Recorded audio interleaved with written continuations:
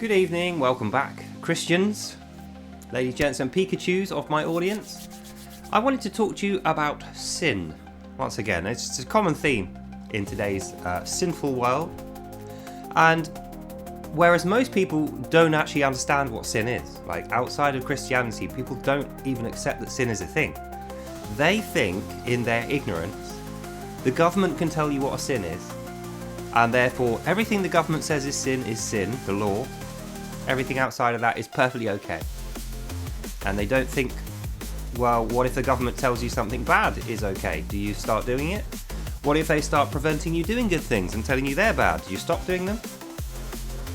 It's not up to you.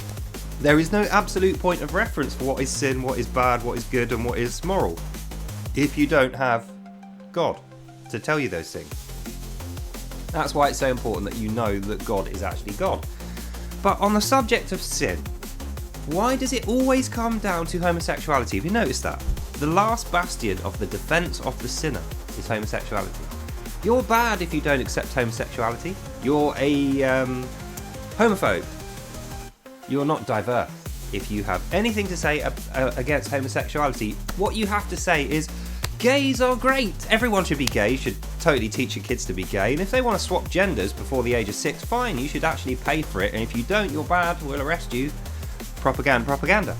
It's like, makes me scratch my head. I'm thinking, how can people have gone so wrong when we have like thousands of years of examples of why God has been proven right again and again to say, no, they're bad. They are bad.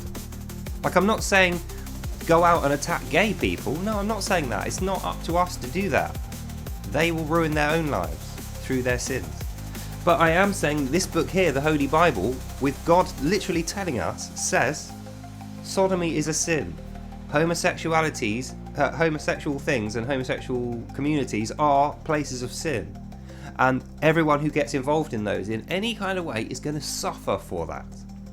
So why? Why do we accept that this is a thing that we should be encouraging? It's like, fair enough, people are going to go off and do it, the same as people are going to go off and become car thieves, rapists and murderers.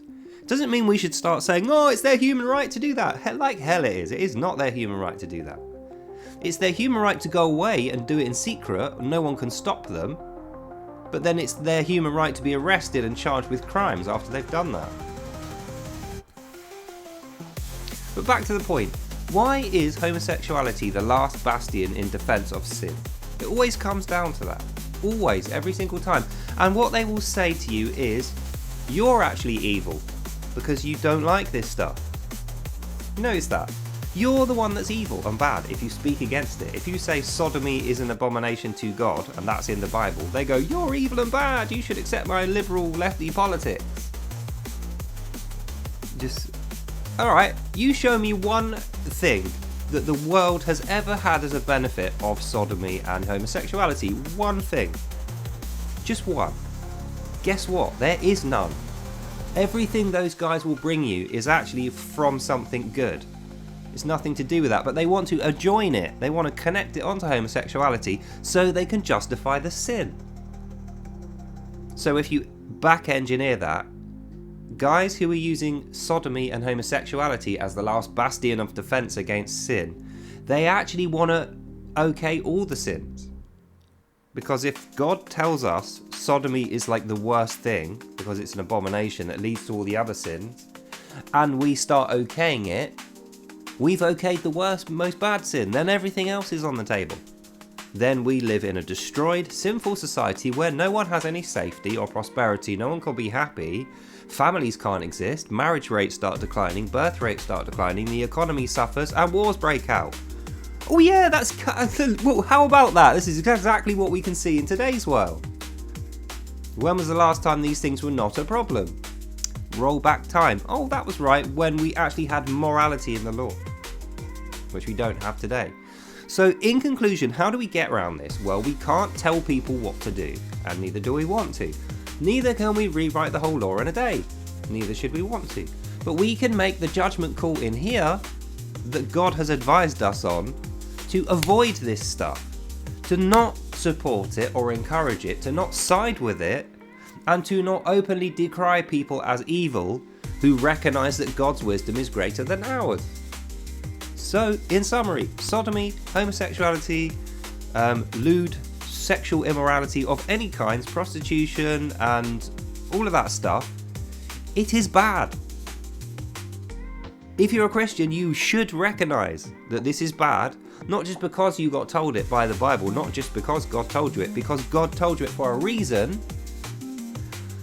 And the reason is it is better for your life in the long run if you just avoid these things completely. The people who are committed to doing those sins willingly and refuse to accept they're bad, they are sinful, bad people. Avoid them. 100%, don't go near them. Don't let your kids near them. Don't live anywhere near them. Don't incorporate them into your life, and don't incorporate yourself into their life. Completely duck, swerve, avoid. Not because I think so.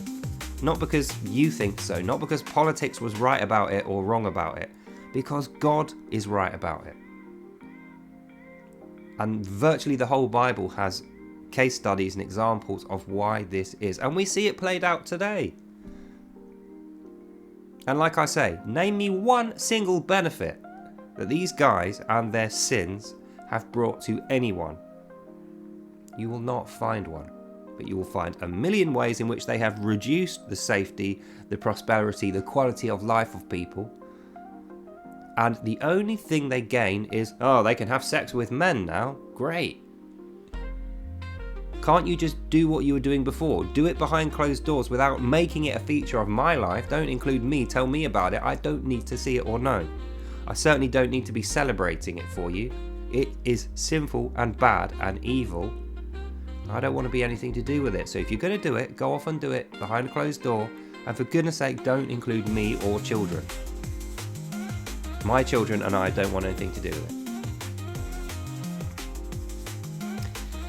Christians should know this. This is what boggles me, is when does Christianity start accepting that sins are good and we should be promoting them? Like, I know the church is quite happy to bless a gay marriage now, despite the fact that the Bible says these guys are going to go to hell. So you're blessing something for sending itself to hell. There is what the church are doing. Anglicans, Catholics, all these guys, no clue what they're doing. And okay, you draw criticism, like me making this video. I'm going to draw criticism. People can go, he's bad, he's evil, you know, they're going to whinge about it. Of course they are.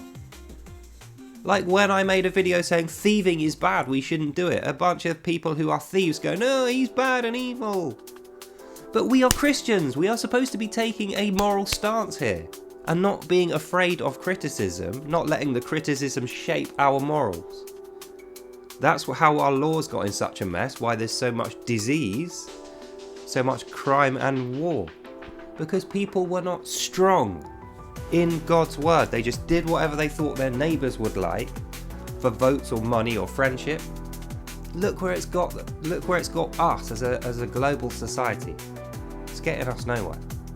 So please, especially if you're a Christian, but if you're anyone, just think about this thing logically.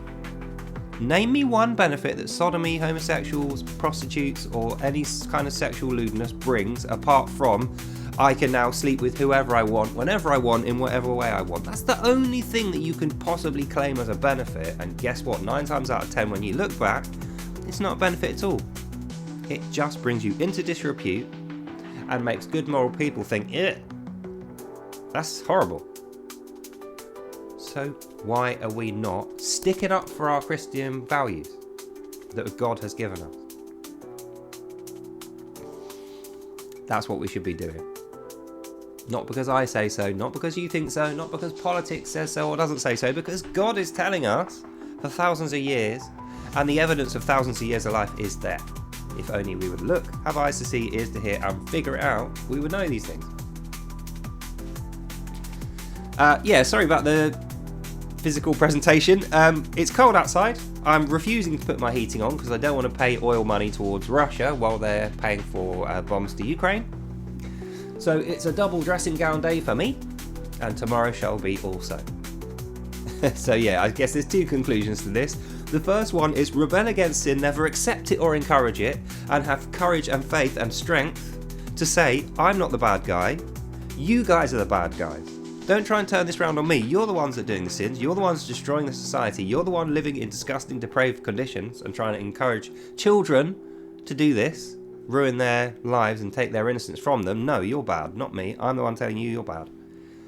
Point number 2 is wear 2 dressing gowns, switch off your heating, money in the January sales will be yours. And that's the end of this video. So we're back tomorrow with more power preaching. Look out for that early on in the morning, 7, 8 o'clock in the morning, something like that. So yeah, that's all. I hope you enjoyed that and you learned something. God bless you all. And I hope you learned something from this. And I'll see you lovely people in the next one. Bye now. And you know what? I feel like this is the correct attitude for any good Christian to have. Don't go out looking for trouble, making trouble for people. But absolutely stick up for good values and morality and you'll do just fine. So that's the end of this video. God bless you all. Have a lovely evening and I'll see you next time. Bye.